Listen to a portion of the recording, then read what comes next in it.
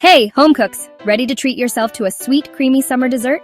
I'm about to show you how to whip up Mango Condensed Milk Delight. No fancy ingredients, just pure deliciousness. Here's what I need. 2 ripe mangoes, peeled and diced, 1 cup of condensed milk, half a cup of milk powder, a quarter cup of sugar, and half a cup of water. Grab your blender, a saucepan for the stove, and a pressure cooker. Let's get started. First, I toss those juicy mango chunks and condensed milk into the blender. Blend away until it's dreamy and smooth.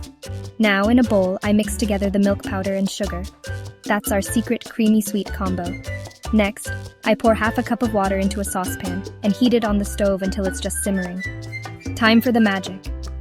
I add the mango condensed milk blend right into that warm water, then slowly stir in the milk powder and sugar mix. Keep stirring. Don't walk away. I let it cook on low heat for 10 to 15 minutes, stirring constantly until it thickens just a bit. Once that's done, I let it cool for a few minutes, then pour everything into my pressure cooker.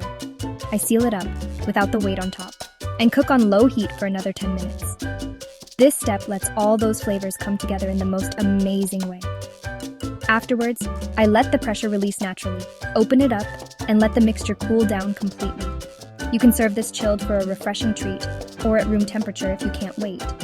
Each serving comes in at about 450 calories, with plenty of carbs for energy, some protein, and just enough fat to make it extra satisfying.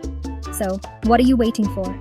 Dive into this Mango Condensed Milk Delight and let summer melt in your mouth.